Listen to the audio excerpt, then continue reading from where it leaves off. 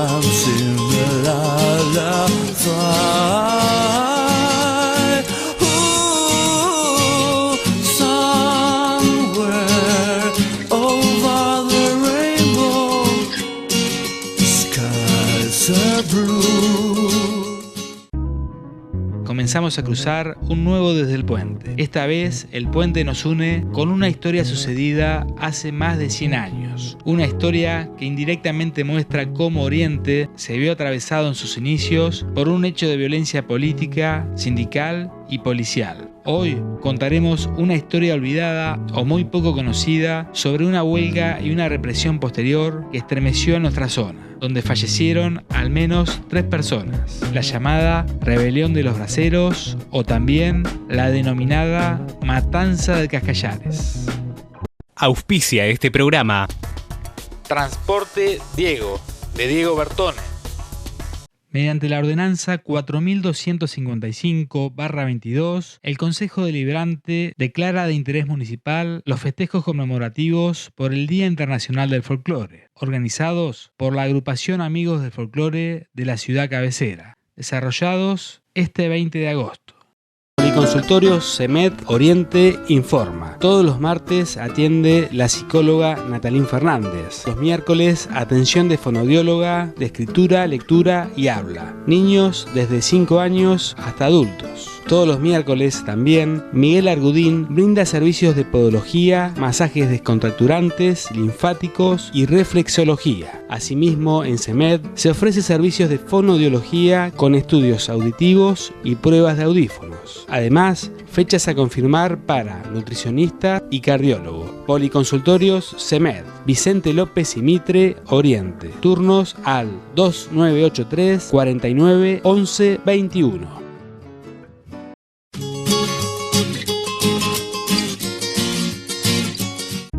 En el Desde el Puente de hoy vamos a mostrar parte de una historia poco conocida que data prácticamente del inicio de nuestro pueblo.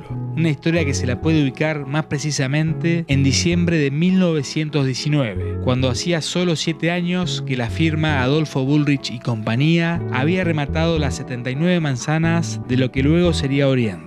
Cuando hacía solo 1 año que nuestro joven pueblo había estado a punto de desaparecer por las graves crecidas que se llevaron puesto, entre otras cosas, el puente carretero que nos unía con el este de la provincia. Cuando hacía solo 2 meses que se había fundado una de nuestras primeras instituciones, el Club Esportivo y Recreativo El Quequén, fundado el 5 de octubre de 1919. En este contexto, solo 2 meses después, se dio lo que la revista Todo es Historia del reconocido historiador Félix Luna llamó en un artículo de 1982 la Rebelión de los Braceros, o lo que, con otra mirada, el abogado y periodista desarrollense Guillermo Francisco Torremare denominó la Matanza de Cascallares. Una rebelión de obreros rurales que terminó, según el parte oficial, con 3 muertos, pero que según la investigación de Torremare, finalizó con muchos más fallecidos.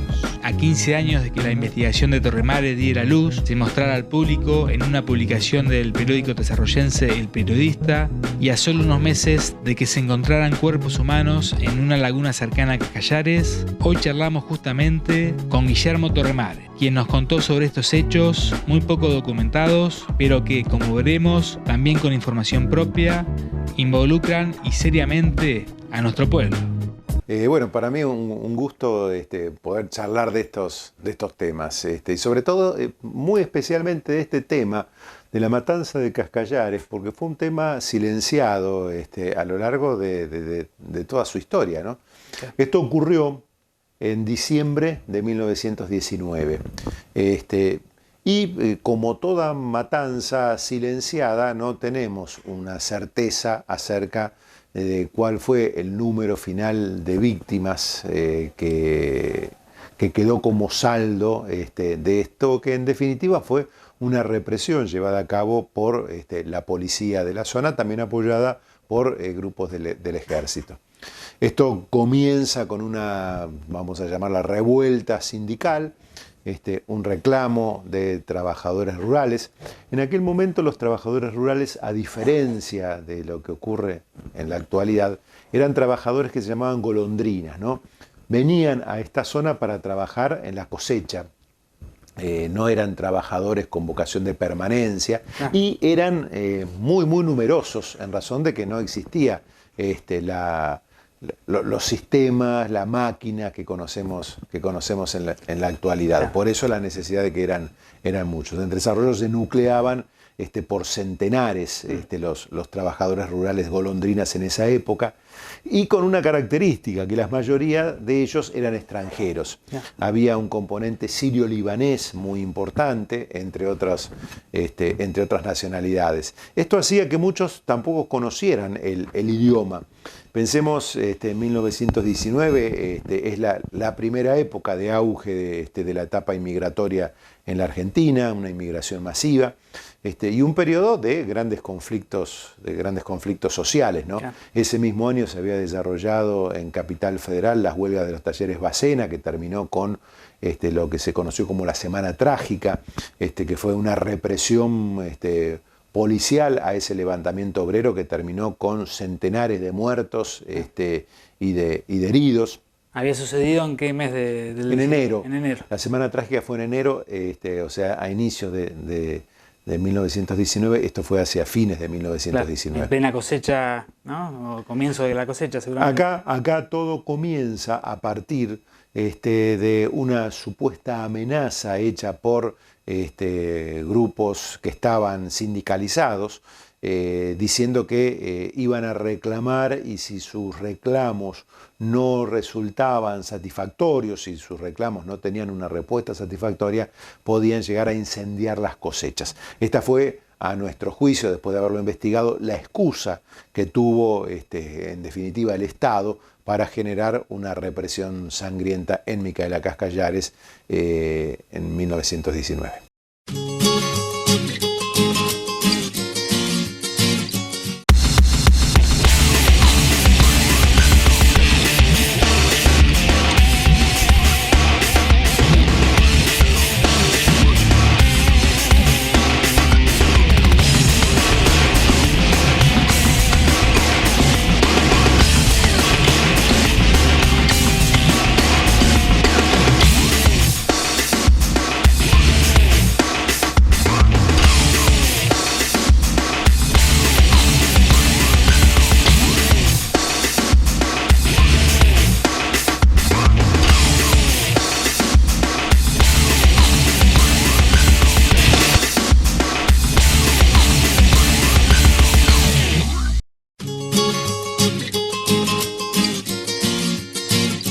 ¿Y cómo fue que sucedió? Bueno, esta fue, como decías, la excusa. ¿Hubo directamente la policía o el ejército, no sé qué fuerza estatal fue la que reprimió? O, bueno, si no me equivoco, hubo una especie de poblada ahí en la comisaría, pero bueno, quisiera que nos contes vos un poco más de los detalles. Sí, todo comienza con un reclamo sindical que no es atendido. Se pretendía no solamente una mejora ostensible en el salario, sino también en las condiciones de trabajo. Eran momentos en los cuales los trabajadores golondrinas, mientras duraba la cosecha, dormían a la intemperie, sus condiciones de alimentación eran pésimas. La situación laboral en general era una situación absolutamente apremiante. Esto generó el reclamo sindical. Ese reclamo sindical tuvo diferentes aristas, diferentes protestas. Se decretó una huelga. Y hubo, como siempre ocurre en estas situaciones, un hecho determinante, que fue la detención en la comisaría de Micaela Cascallares de 2 huelguistas. El conjunto de los huelguistas va a solicitar la liberación de esos detenidos. Se dieron muchas situaciones de tensión. Y finalmente se realiza una especie de asamblea entre los huelguistas, de las cuales también habrían participado personas contratistas rurales, lo que hoy podríamos llamar arrendadores o arrendatarios, no los propietarios, porque siempre la explotación rural ha tenido esas características Claro, en esta Argentina. zona. No siempre ha sido el propietario de la tierra, es más, casi siempre ha sido en la menor proporción los propietarios de la tierra quienes la han trabajado, ¿no es cierto? Bueno, en el marco de esa asamblea, según los testimonios que se recogieron y a los cuales nosotros tuvimos acceso, en el marco de esa asamblea es que hay una represión violenta que terminó con esa asamblea, y esa represión violenta, según los partes policiales, tuvo 3 muertos, pero según los testimonios recabados y muchos relatos contemporáneos, y también la crónica de un diario que se llamaba El Debate, que existía en Tres Arroyos en ese momento, dan cuenta de un número muy, muy superior de muertos. Algunos asesinados en el lugar, otros muertos mientras huían por los campos de esa gran desbandada que se armó a partir de la represión, y otros muchos habrían muerto en vagones donde fueron hacinados para ser trasladados a la ciudad de Bahía Blanca en carácter de detenidos para ser puestos a disposición del juez penal de la zona. En ese momento se llamaba Zona de la Costa Sur. Núñez Monasterio era el juez actuante, y parecería que muchos murieron mientras eran trasladados porque estaban gravemente heridos y fueron introducidos a un vagón del ferrocarril a la fuerza para ser conducidos a Bahía Blanca. De modo que, en definitiva, no tenemos un dato concreto de un número certero acerca de la cantidad de muertos, pero sí está claro que por las proporciones del hecho, por la cantidad de huelguistas, por las características que tuvo el tema, es el número de 3 del parte policial es un número absolutamente falso. Tras el corte, continuamos escuchando este apasionante relato de lo que podríamos decir la historia no oficial de lo que fuera la rebelión de los braceros, o lo que Guillermo Torremare denominó la matanza de Cajallares.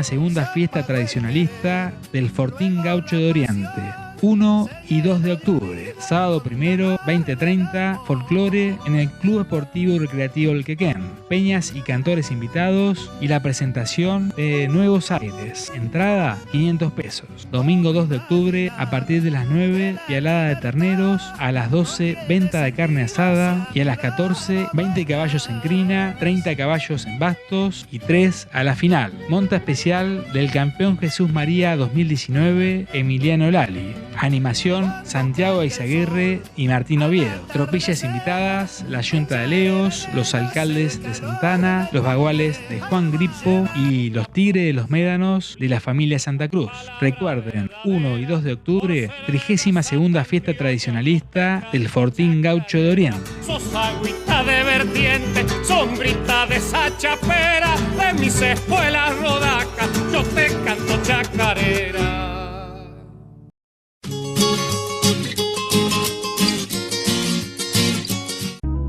Segundo bloque de este Desde el Puente de hoy, en el cual unimos el presente con una historia ocurrida hace poco más de un siglo en Micaela de Cacallares, pero que también tuvo fuerte repercusión en nuestra zona, especialmente en Tres Arroyos, El Perdido y nuestro pueblo, en el marco de una gran protesta de los obreros rurales iniciada en diciembre de 1919 y que terminó, según fuentes oficiales, con 3 fallecidos, pero que, según relatos y testimonios periodísticos de la época, los fallecidos serían muchísimos más. Esos relatos y esos testimonios periodísticos fueron recopilados, analizados y reescritos en el año 2007, hace 15 años justamente, por el abogado tesarroyense Guillermo Torremare, quien actualmente es presidente de la Asamblea Permanente por los Derechos Humanos a nivel nacional, la APDH, además de ser abogado de organizaciones sindicales y querellante en causas por crímenes de lesa humanidad en representación de las víctimas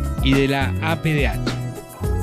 Normalmente, hay siempre una pelea entre la información oficial con la real a veces y con el filtro de la historia, pasado ya 100 años, vos lo investigaste hace 15, ¿no? Eran 85 años, igualmente sin redes sociales, sin WhatsApp, sin teléfonos y con personas que por ahí eran sirio-libaneses o de otras nacionalidades que no sabían castellano. Eso es muy importante, porque un número alto de víctimas seguramente no tuvo quien reclamara por ellas, en función de esta condición de migrantes golondrinas, sin familia asentada en este lugar, en muchos casos sin hablar la lengua, de modo que eso también conspiró contra que la posibilidad de que este hecho hubiera conocido la verdad rápidamente. Y por otro lado, siempre no hay que desconocer que el Estado es quien tiene el poder cuando se está planteando este tipo de cosas, investigando o difundiendo, ¿no? En aquel momento había una campaña anti-extranjera, una campaña antidisturbios sindicales. Recordemos que estaba en vigencia la ley de residencia. De principio del siglo fue. En 1904, una ley promulgada por el presidente Julio Roca. Era una ley que planteaba la expulsión sumarísima de cualquier extranjero que desarrollara tareas que se pudieran considerar que perjudicaban el orden social. Estaba pensado para los anarquistas y socialistas. En realidad estaba pensado, yo creo que se podía utilizar para cualquiera, ¿no? Era un momento en el cual había un incipiente movimiento sindical protagonizado por anarquistas y socialistas. El comunismo no había sido fundado todavía porque aquí es posterior a la Revolución Rusa el Partido Comunista. Y también había un sector que se llamaba sindicalismo, que en muchos casos era habitual que desde estos sectores se propusieran medidas de acción directa, como eran los paros, las huelgas, el boicot, que era otra arma que consistía en no comprar determinado producto o a determinada empresa. Lo cierto es que había un aire anti-sindical, y eso creo que también ha influido.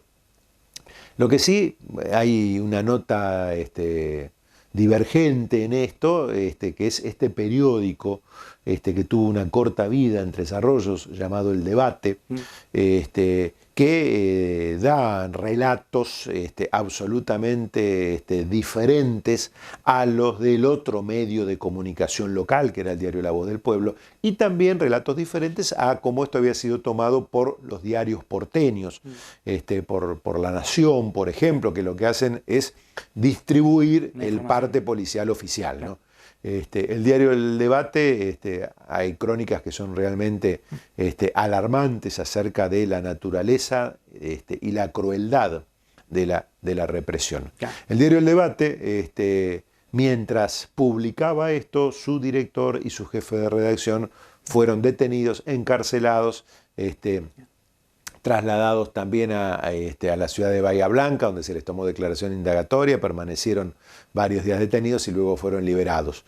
Lo cual de alguna manera nos da la pauta de cómo el Poder Judicial siempre fue un brazo ejecutor de políticas represivas, ¿no? Y bueno, la libertad de expresión también que por ahí gozamos ahora, más allá que hay siempre restricciones, censura, peleas con el Estado, que en ese momento por ahí no se daba, ¿no? Muchas cosas distintas. Bueno, sin embargo, hubo un círculo de periodistas locales que se solidarizaron con el director y con el secretario de redacción del diario El Debate, que fueron detenidos. Pero claro que no podemos comparar los niveles, ¿no es cierto?, de libertad de expresión absolutos que contamos hoy con lo que podía suceder en momentos donde los sistemas estatales de represión eran mucho más poderosos, y por otro lado también la libertad de expresión estaba muy circunscripta a los medios escritos. Claro. En un momento donde también la alfabetización no era lo que es hoy, ¿no? No había una alfabetización completa, no existían los radios, no existía la televisión, ni qué hablar de redes sociales con los cuales hoy todos estamos sobreinformados, ¿no? Claro.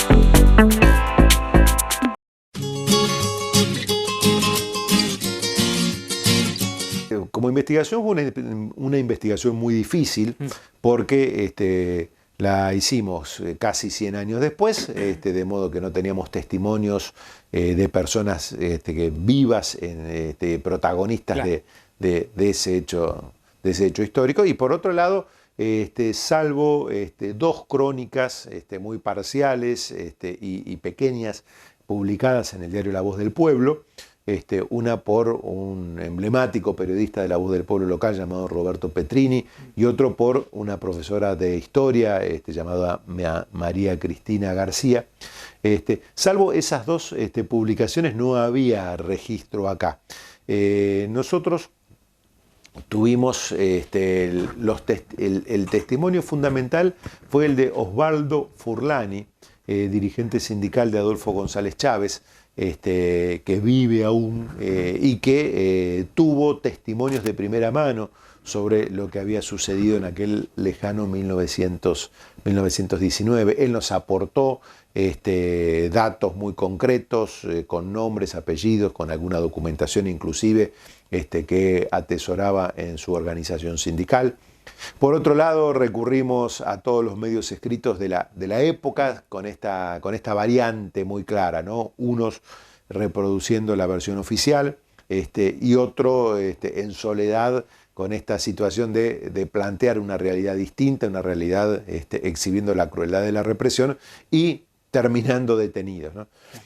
Bueno, y por otro lado también hay algunos estudios históricos de este hecho, de algunos historiadores que lo ponen a este hecho de Cascallares en el conjunto de distintos levantamientos de obreros rurales que se generaron en aquella zona, en aquellos tiempos, en toda esta zona. Hubo también levantamientos en El Perdido, en Coronel Dorrego. Sí, yo te acordás que te comenté que tenía información que en Oriente también. En Oriente, sí.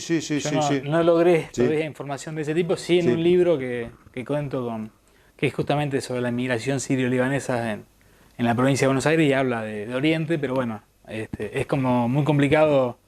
Y aparte la gente se olvida, o hay veces mejor no hablar de ciertas cosas, ¿no? Sin duda. He preguntado a mucha gente grande que he charlado en Oriente y nadie se acuerda. O han tenido alguna idea de que los paseaban alguna persona fallecida, algún huelguista a caballo.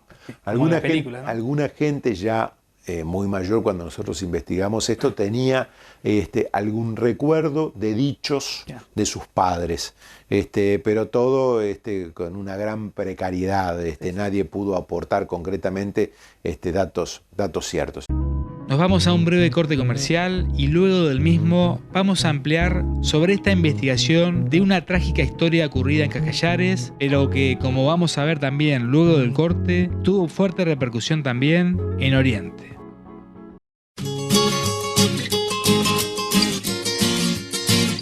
La Municipalidad de Coronel Dorrego recomienda una serie de medidas para prevenir intoxicaciones por monóxido de carbono. Recordar no usar braseros o estufas a querosén para calefaccionar. Si no puede evitar usarlas, enciéndalas en el exterior y apagarlas y retirarlas del ambiente antes de acostarse. Es preferible abrigarse con más ropa. Mantenga siempre los ambientes ventilados.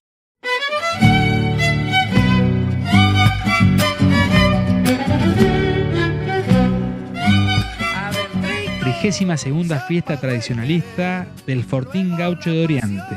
1 y 2 de octubre, sábado 1, 20:30, folclore en el Club Esportivo y Recreativo El Quequén, peñas y cantores invitados y la presentación de Nuevos Aires. Entrada 500 pesos. Domingo 2 de octubre, a partir de las 9, pialada de terneros, a las 12, venta de carne asada y a las 14, 20 caballos en crina, 30 caballos en bastos y 3 a la final. Monta especial del campeón Jesús María 2019, Emiliano Lali. Animación Santiago Eizaguirre y Martín Oviedo. Tropillas invitadas, la Yunta de Leos, los alcaldes de Santana, los baguales de Juan Gripo y los Tigres de los Médanos de la familia Santa Cruz. Recuerden, 1 y 2 de octubre, 32ª fiesta tradicionalista del Fortín Gaucho de Oriente. Sos agüita de vertiente, sombrita de esa chapera, de mis espuelas rodacas, yo te canto chacarera.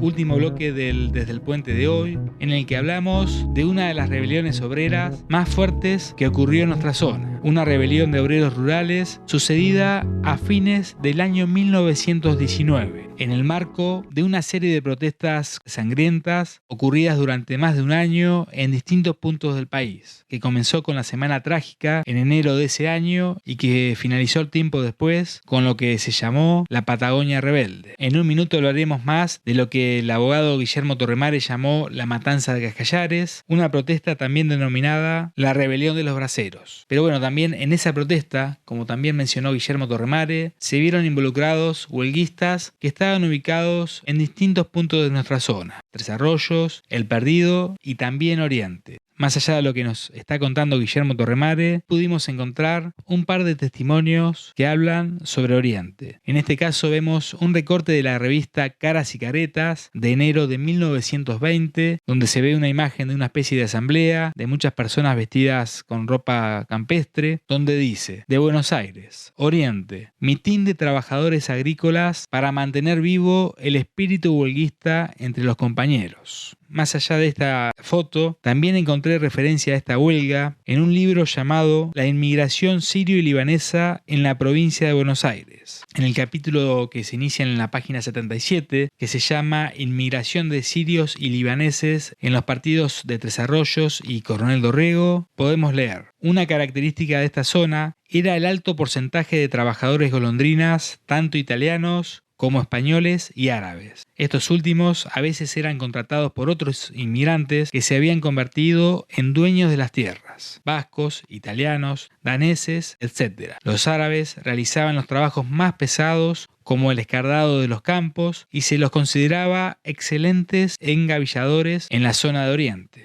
En 1919 ocurre un levantamiento conocido como Rebelión de los Braceros, que tiene entre sus participantes, entre otros, a inmigrantes sirios y libaneses. Este movimiento, desencadenado por reclamos de reivindicaciones laborales, adquirió una virulencia inesperada en el partido de Coronel Dorrego, por la intransigencia de centenares de braceros. La zona de Oriente se vio desolada ante la presencia de 500 huelguistas que, con una actitud desafiante, recorrían las calles pidiendo dinero y comida. Los principales cabecillas anarcosocialistas españoles fueron detenidos por la policía, pero fueron rescatados por sus compañeros, por lo que el pueblo quedó a merced de los sediciosos. Se pidió ayuda al Ministerio del Interior, por lo que enviaron agentes del Escuadrón de Seguridad. Así, la represión fue tan violenta que se encontraron numerosos cadáveres de braceros en la zona de la cosecha. Al final, se llegó a un acuerdo entre desarrollos entre colonos y braceros agrícolas en lo concerniente a salarios, horarios y condiciones generales de trabajo, principalmente en lo referente a alimentación y transporte.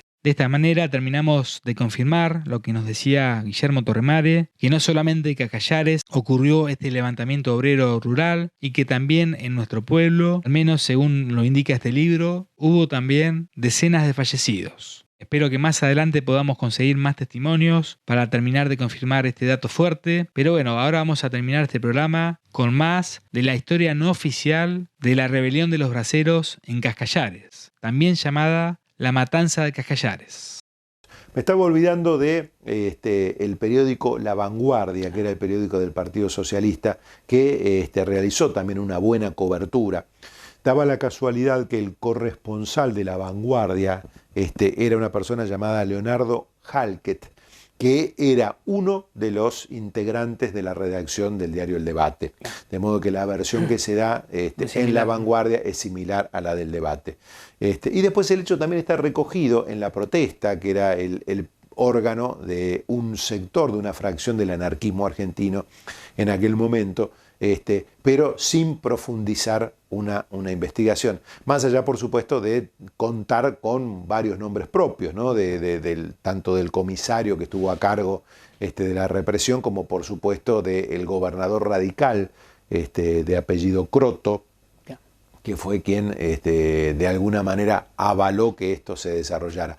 Hay un tema también interesante que plantear, que todos los uniformados que participaron de esta represión recibieron una cuantiosa suma de dinero en reconocimiento por haber participado de esta matanza, ¿no? Lo cual también de alguna manera nos da la pauta de cómo este tipo de cosas se manejaban, y toda esta cuestión permite también entender por qué hemos tenido las y los argentinos un siglo XX tan sangriento y con picos de represión y violencia tan grandes como los que tuvimos en la última dictadura militar. Claro, hablábamos un poquito fuera del aire, el contexto era, bueno, primero el final de la guerra, de la Primera Guerra Mundial, pero también el contexto de un gobierno radical que tuvo ciertos logros en cuanto a lo social y en cuanto a permitir ciertas cosas, a ciertos derechos, pero también esa contradicción un poco que se marca en muchos gobiernos, de esto de dar por un lado, pero a su vez cortar ciertos beneficios de otra forma, ¿no? Sin duda el gobierno de Hipólito Yrigoyen fue, podríamos decir, casi el primer gobierno realmente popular de la historia argentina, y además surgido de elecciones libres por primera vez, ¿no? Era la primera aplicación de la ley Sáenz Peña. Ahora, en lo que tiene que ver con represiones de levantamientos obreros, es un gobierno que no dudó en reprimir. No solamente fue el año 19 empezando con la Semana Trágica y terminando con esto que estamos viendo en Micaela Cascallares. También después tenemos los años terribles de lo que Osvaldo Bayer llamó la Patagonia rebelde, ¿no? Donde ahí los muertos se cuentan por muchos centenares. Después hay otras represiones históricas, la forestal en Santiago del Estero, en la provincia de Santa Fe. En fin, es un gobierno que, si bien tiene un legítimo origen democrático y significó un avance popular en muchísimas áreas, también tiene esto en su debe, que debe ser también expuesto, ¿no?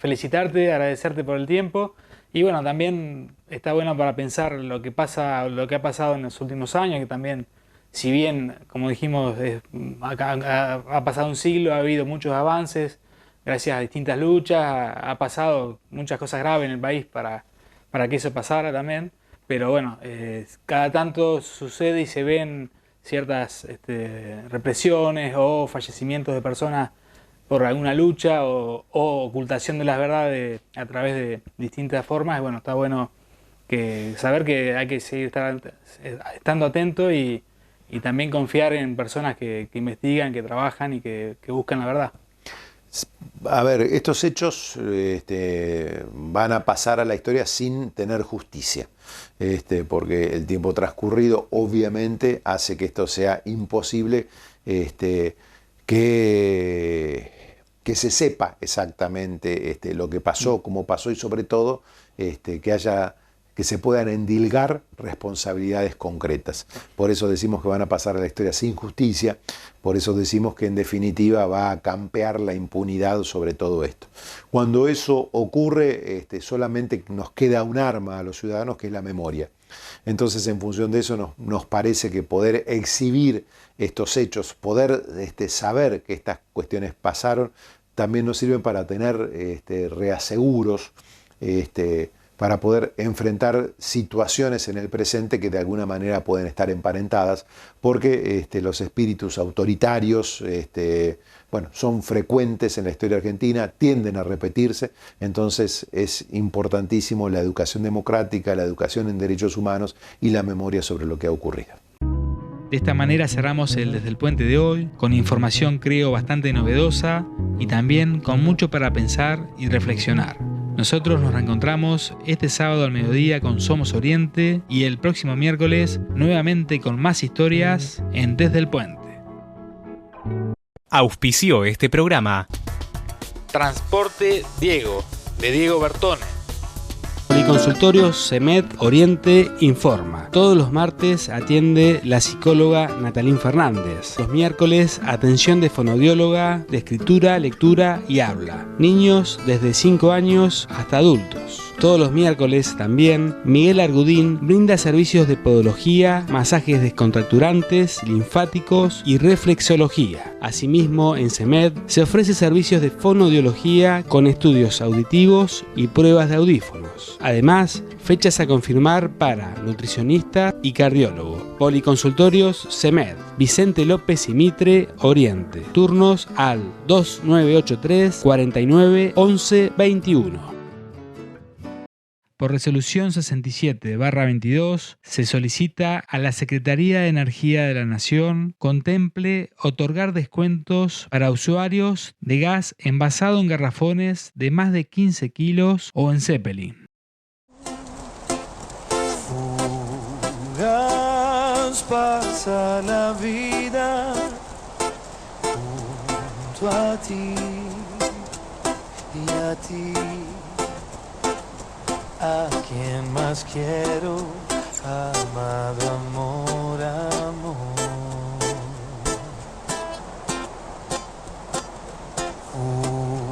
Fugaz porque es hermosa